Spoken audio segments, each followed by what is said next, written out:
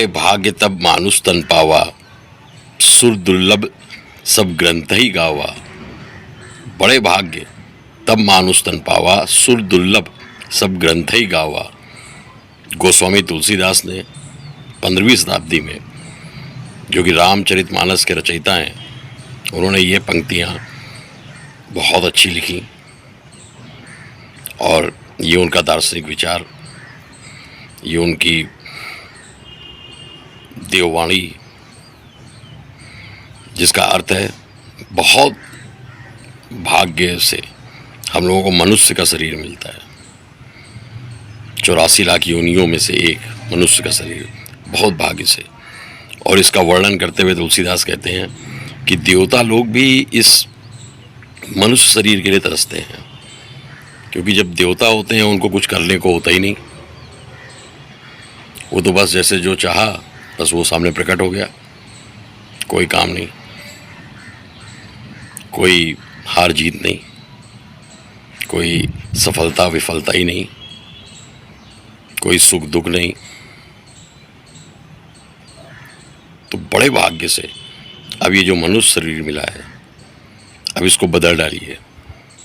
अब तक जो सीखा आपने सब भूल जाइए, नया, क्योंकि साल तो बदला था, 2025 आया, लेकिन अब हम वैसे ही हैं। साल बदल गया, हम वैसे ही हैं।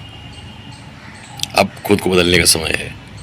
हम वैसे ही हैं, इसका मतलब अभी भी हम गलतियां, आलोचना, हार जीत, सफलता विफलता, इन सब पर बहुत ज़्यादा विचार कर रहे हैं।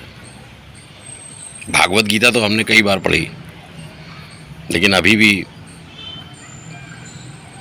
कर्म की ओर ध्यान न देकर उसके फल में कूद जा रहे हैं। वो क्या कहेगा, ऐसा करेंगे तो ये क्या कहेगा, और इसीलिए आनंद से दूर होते जा रहे हैं। आनंद मिल ही नहीं रहा, क्योंकि एक प्रवृत्ति है मनुष्य की कि वो ज़्यादा से ज़्यादा अपना समय आलोचना, गलतियां, नुकसान, विफलता, हार, इन सब से बचने में ही लगा देता है। और जो फायदा मिल सकता था कर्म का, वो नहीं मिलता। ये एक ह्यूमन टेंडेंसी है। और अगर हम जीवन को देखें तो बहुत कम नुकसान थे, बहुत कम विफलता थी, बहुत कम आलोचना थी, सचमुच की आलोचना।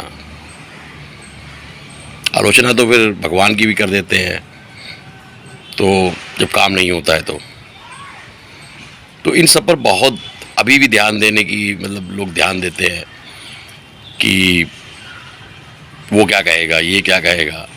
अब तो मैं बताऊं तो आप अगर सड़क में चलिए, पहले मैं देखता था कि लोग देख रहे हैं एक दूसरे को कि कपड़े क्या पहन के जा रहा है, कौन जा रहा है।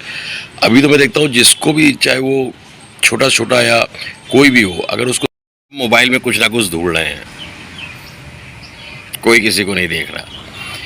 तो इस कि कोई क्या कहेगा, कौन क्या देखेगा, सब अब चीज़ें बेकार की हो गई। अब तो काफ़ी संक्रमण काल चल रहा है। हम लोग वैश्विक स्तर पर ग्लोबल वार्मिंग, क्लाइमेट चेंज, इन सब समस्याओं से त्रस्त हैं। अब तो समय बहुत कम है और गारंटी भी नहीं है किसी की भी, कि पहले होता था कि मनुष्य उत्पन्न हुआ तो 100 साल तो पार करेगा, 90 साल तो पार करेगा, पर अभी गारंटी ख़त्म है। तो समय कम है, तो बहुत सारी बदल डालने का अब समय है कि बहुत सारी चीज़ों को हटा के फेंक देना है कि आलोचना वो हमारी कर।